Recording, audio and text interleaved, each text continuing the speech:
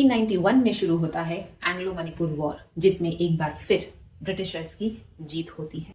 और जीत होने पे ब्रिटिशर्स एक 5 साल के बच्चे को मणिपुर का राजा बना देते हैं, जिनका नाम था चूराचंद।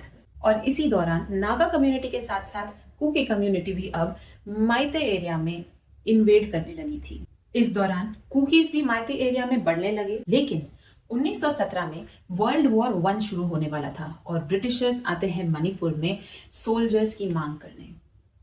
नागा कम्युनिटी के लोग तो अग्री कर जाते हैं युद्ध लड़ने के लिए ब्रिटिशर्स की तरफ से, लेकिन कुकी कम्युनिटी साफ मना कर देती है, जिसके कारण कुकीज ब्रिटिशर्स के खिलाफ रिबेल शुरू करते हैं और युद्ध होता है 2 साल तक। ब्रिटिशर्स ने पूरी ब्रिटिश इंडियन आर्मी लगा दी कुकीज को रोकने के लिए और उन्होंने कुकीज को फुट हिल्स से हटा के जंगलों में भेज दिया रहने के लिए। और इस हादसे के असर हम आज भी मणिपुर में साफ देखते हैं। इन सब में एक बहुत इंपॉर्टेंट बात है कि कुकीज कभी भी माइती कम्युनिटी को हेट नहीं करते थे।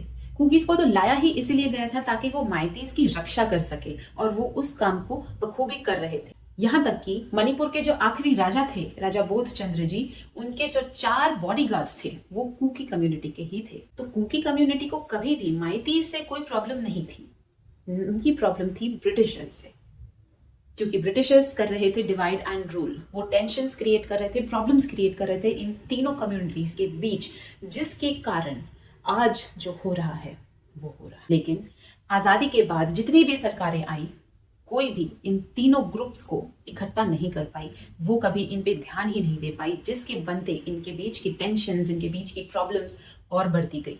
तो इन सब का कारण है पॉलिटिकल इंस्टेबिलिटी।